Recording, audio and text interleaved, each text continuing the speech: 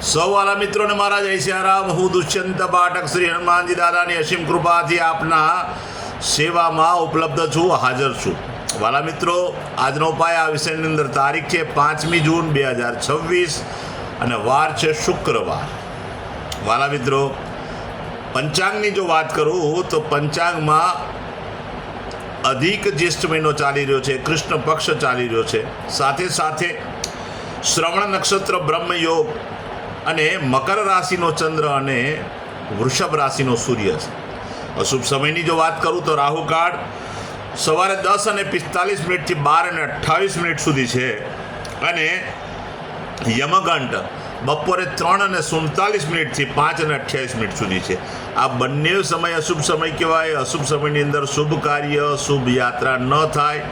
શુભ કાર્ય અને શુભ યાત્રા કરવા માટે કોઈ સારું ચોગડિયું જોઈએ, કોઈ સારું મુહૂર્ત લેવું જોઈએ, જેમાં ઉત્તમ અભિજીત મુહૂર્તનો સમય બપોરે 12 સવારે 11:59 થી બપોરે 12:52 સુધી છે. આ સમય શુભ સમય કહેવાય.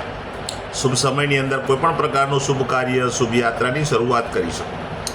વાલા મિત્રો, વાત કરીશું આજના ઉપાયની. તો આજના ઉપાયની અંદર વહેલી સવારે સ્નાન કરવા બેસો ત્યારે નાવાના પાણીની અંદર તમારે 5 ચમચી ગુલાબજળ પધરાવી દેવાનું છે. ગુલાબજળ પધરાવી દીધા પછી એ પાણીમાં મિક્સ કરી એ જ પાણીથી નાહવાનું છે. સાબુ શેમ્પૂનો ઉપયોગ કરી શકાય, ચોખ્ખું પાણી ઉમેરી શકાય. સ્નાન થઈ જાય, કપડાં તમે પહેરી લો તે સમયે તમારે તમારી પાસે જે સેન્ટ હોય, જે સ્પ્રે હોય તેનો ઉપયોગ કરવાનો અને શરીર ઉપર સેન્ટ અથવા સ્પ્રેનો ભરપૂર ઉપયોગ કરવાનો. અંડર ગાર્મેન્ટ્સમાં પણ કરવાનો અને બહારના કપડાં પહેરો તેમાં પણ કરવાનું. આટલું કાર્ય થઈ જાય ત્યાર પછી બીજું એક મહત્વનું કાર્ય, જો તમારી પાસે દેશી અત્તર હોય અને તે ગુલાબનું અત્તર હોય તો વધારે સારું. આ જગ્યાએ દેશી અત્તર લગાડવાનું છે, જમણા હાથના અંગૂઠાની નીચે, અને પછી ડાબા હાથથી આ રીતે રબ કરવાનો છે. આટલું કાર્ય કરી લેજો.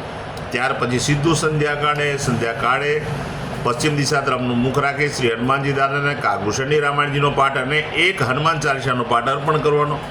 રાત્રે સૂતા પહેલાં ઓમ કૃષ્ણાય વાસુદેવાય હરે પરમાત્મને પ્રણત ક્લેશનાશાય ગોવિંદાય નમઃ મહામંત્ર યથાશક્તિ જપવાનો. આ તો આજનો ઉપાય.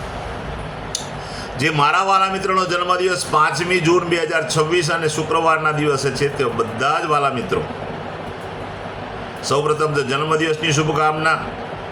હનુમાનજી મહારાજ તમારી મનોકામના પૂર્ણ કરે, બલબુદ્ધિ વિદ્યા આપે, સાથે સાથે તમારું અને તમારા પરિવારનું રક્ષણ કરે. ઉપાયના ભાગરૂપે મેં કહ્યું તે પ્રમાણે સ્નાન, મેં કહ્યું તે પ્રમાણે સેન્ટ અને સ્પ્રેનો ઉપયોગ કરવાનો, દેશી અત્તરનો ઉપયોગ કરવાનો. ત્યાર પછી ગૌશાળાએ જવાનું, ગાયોની સેવા કરવાની, ગાયોને લીલું ઘાસ આપવાનું, ઘાસનું દાન કરવાનું. તમારે ત્યાં જે ભોજન બન્યું હોય તે ભોજન પણ ગાયોને અર્પણ કરવાનું. ત્યાર પછી ગાયની પરિક્રમા કરવાની.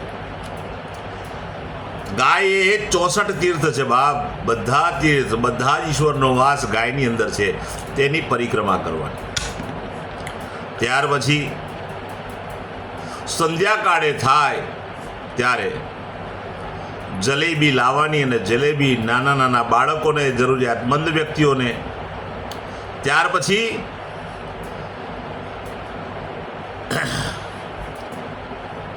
શ્રમિકોને, વડીલોને બધાને જલેબી આપવાની છે. જલેબી ના હોય તો તમે ખાંડ પણ આપી શકો, કોઈ પણ ગળી વસ્તુ આપી શકો. બીજી એક પ્રાર્થના કરું છું, કોઈ પણ મહાલક્ષ્મી માતાના મંદિરે જઈને લીલા રંગનું વસ્ત્ર જો માતાજીને અર્પણ કરશો, બહુ પુણ્યનું કામ થશે. બીજું એક કામ કહું તમને, કુંવારિકા હોય તેને શ્રૃંગારનો સામાન આપશો તો પણ તમને આખું વર્ષ સરસ ફળ મળતું રહેશે. જેમની મેરેજ એનિવર્સરી 5મી જૂન 2026 શુક્રવારના દિવસે છે, બધા જ વાલા મિત્રો સવારે સ્નાન કરી વડીલોના ચરણ સ્પર્શ કરી આશીર્વાદ મેળવી લે. ત્યાર પછી ગૌશાળાએ જઈ ગાયોને લીલું ઘાસનું દાન આપે. પોતાના ઘરે જે ભોજન બન્યું હોય તે ભોજન ગાયોને અર્પણ કરે. ગાયોની પરિક્રમા પતિ અને પત્ની સાથે કરે.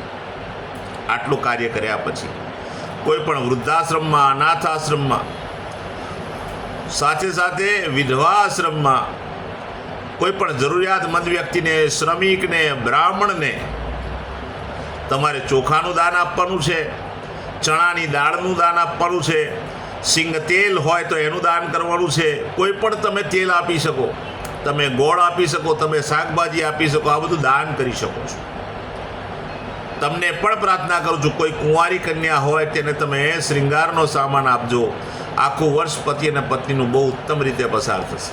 વાલા મિત્રો, મારા બધા જ વિડીયો યુટ્યુબ પર હોય છે અને મારી યુટ્યુબની ચેનલનું નામ છે દુષ્યંત પાઠક. તમને પ્રાર્થના કરું છું, તમે મારી ચેનલને સબસ્ક્રાઈબ કરજો, બેલ આઇકન અવશ્ય દબાવજો.